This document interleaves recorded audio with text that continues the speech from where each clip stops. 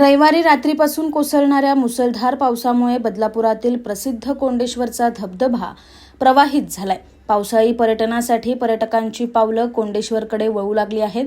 बदलापूरपासून 7 kilometre अंतरावर कोंडेश्वर धबधबा आहे। पावसाळ्यात या ठिकाणाचं निसर्ग सौंदर्य पर्यटकांना खुणावत असतं। जून महिन्यात पावसाचं आगमन झाल्यानंतर जुलै आणि ऑगस्टमध्ये कोंडेश्वर धबधब्यावर गर्दी पाहायला मिळते। मात्र यावेळी पहिल्यांदाच मे अखेरीस हा धबधबा ओसंडून वाहताना पाहायला मिळतोय। त्यामुळे पावसाचा आनंद लुटण्यासाठी पर्यटकांनी कोंडेश्वर धबधब्यावर गर्दी केली।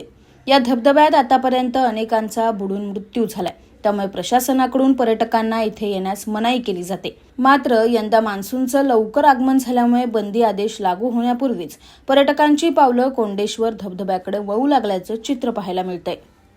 Bureau report, AB fast news, Badlapur.